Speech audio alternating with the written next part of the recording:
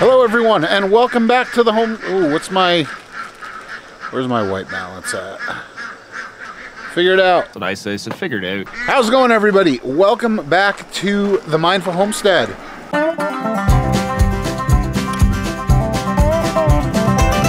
I just got back from work a few minutes ago. I'm headed down to the pigs to give them some cabbage and some zucchini that we had in the fridge that I didn't quite get to. We would have eaten it probably, but Jackie and Emma are up in Vermont again at Jackie's family's lake house. They go for 2 weeks every year, once around the 4th and then once in mid-August. I'm here manning the farm, so I didn't eat through all the produce that we were harvesting. And if you grow squash in your garden, you know that you get tons of it, so pigs are gonna get a treat.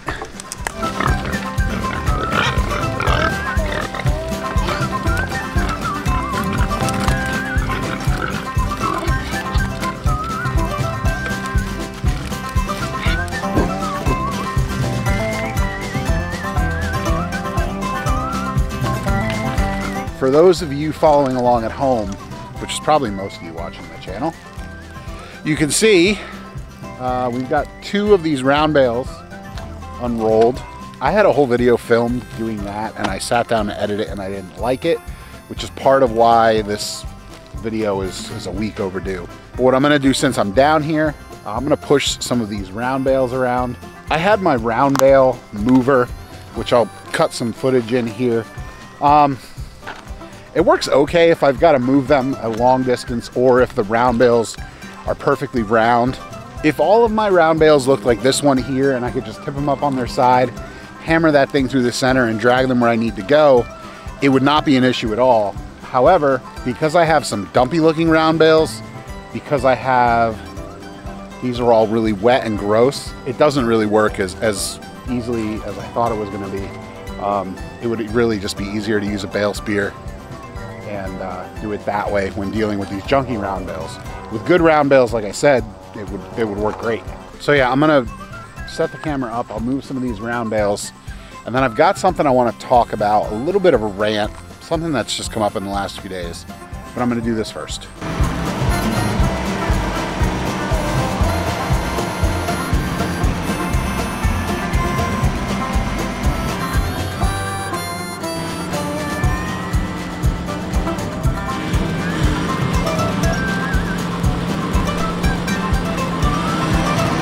We see the fault in my design. Bale's there, tractor's there, and it slipped off. I don't know exactly what happened. I don't think this camera was wide enough to catch it. We'll see. Just faulty design. There's nothing to lock the carabiners I used onto this pipe. That pipe is now stuck in there, and it wasn't unrolling anyway, even though we were pointed in the right direction.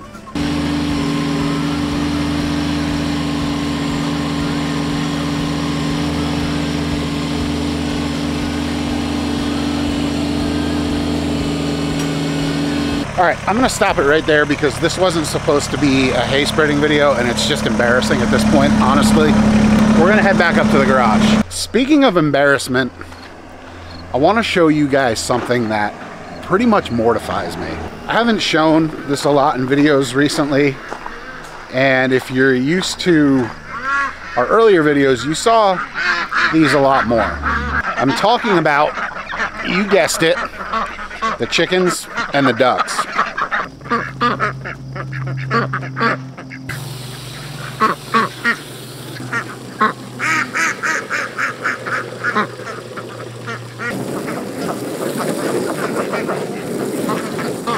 Now, if you're new to the channel, you might not remember this, but our chicken coop was not always this way. Our chicken coop used to look much more like this. In fact, when we first got our chickens, we actually let them run the whole backyard that you see here. And that was much to Jackie's dismay because of all the ornamentals that we have planted here. The garden was actually what was fenced off before, and the chickens had free run over everything else.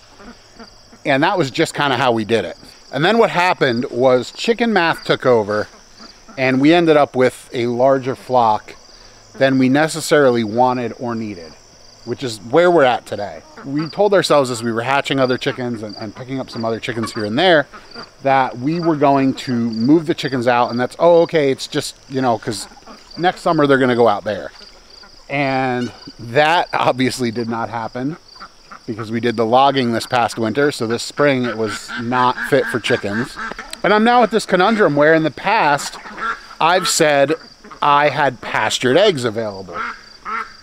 And I look out over our chickens' run. It's not what I would consider great space for a chicken. If we take a walk out here to the front yard, I can kind of show you what I'd really like to have everything doing. If you look in here with the turkeys, you can see what I'm talking about. They've been out here for a while. You can see that on the back side of their enclosure, but up here, you can actually see where the grass has gone new, where I just opened up. That's where they were, and that's where they are now. Guys showing off. This pasture is a lot more of an example of what I wish every single bird on our property could be on all the time. And that's the reason why I'm putting so much effort. Well, that's a lie. The reason why I should be putting way more effort than I am into getting the pasture out there established. If you look over here, you can actually see the pasture that we've rested, and we're about to be putting these meat birds on that are in the Suskovich tractor right now. These little guys are 3 weeks old. They're jumbo Cornish from Murray McMurray. They were sent to us as part of their sponsorship of the Homesteaders of New England Fall Gathering, which if you haven't already gotten tickets for, you should. I'll leave a link in the description and up in the corner. But they are out here in this chicken tractor getting big enough that we can let them out onto this grass that you see all around me and be contained by this poultry netting from Premier One.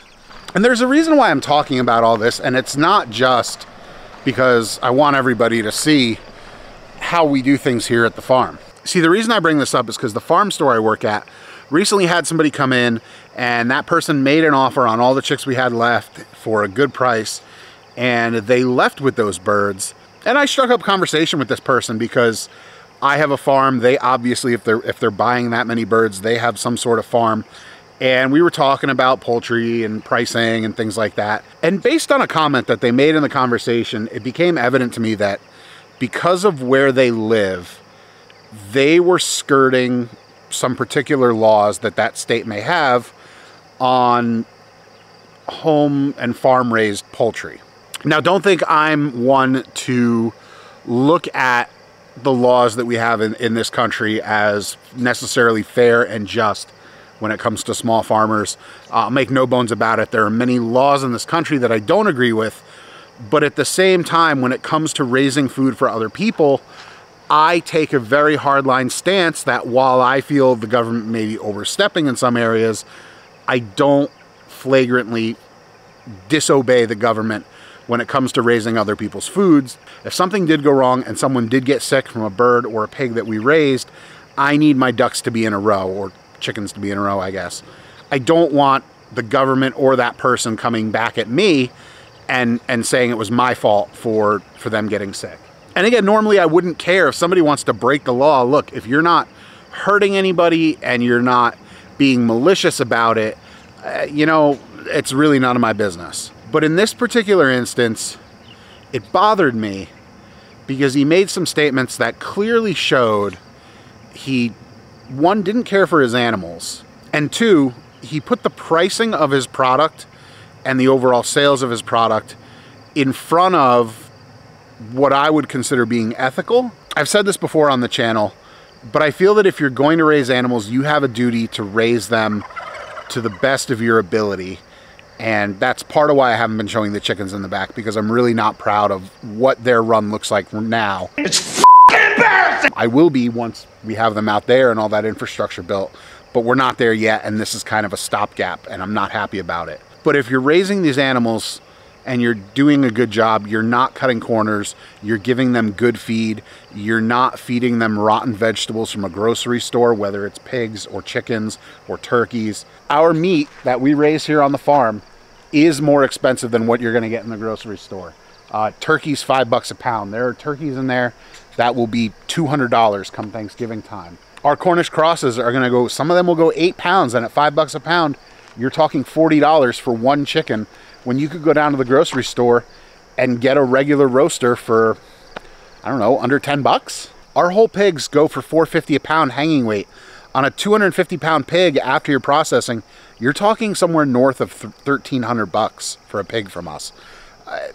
I don't think I know anybody that would spend more than $1,300 on pork at the grocery store in a given year for their family. So when we put all this effort into these animals to get the best quality product we can at the end, it really bothers me when I see other people out there doing not the same thing, but labeling it as buying from a local farm and buying a pasture-raised animal.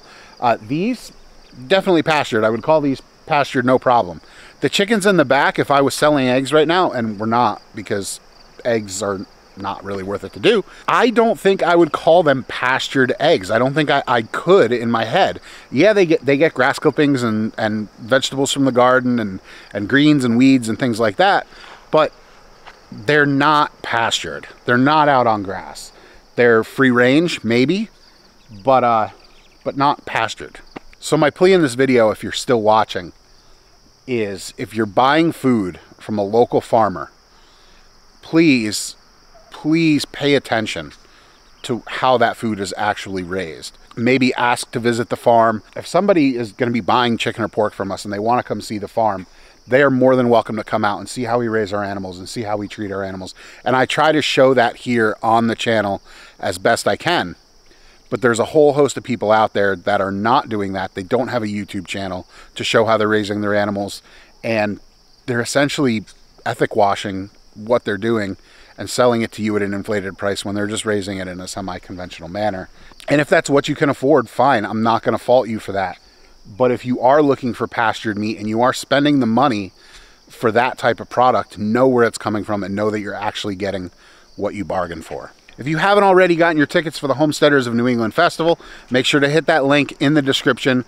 Go there, check it out. If you haven't already gotten your tickets to the Homesteaders of New England Gathering presented by Murray McMurray Hatchery, hit that link in the description. Definitely go check it out. We've got Morgan from Goldshaw Farm coming out. We've got Austin Kay from Homesteading coming out. We've got a whole bunch of other great speakers that are going to be talking and sharing their knowledge about homesteading right here in New England. So if you're a New England viewer, check that out, September 10th and 11th here in Greenfield, New Hampshire. Otherwise, thank you for watching and hope you're having a great day. Bye.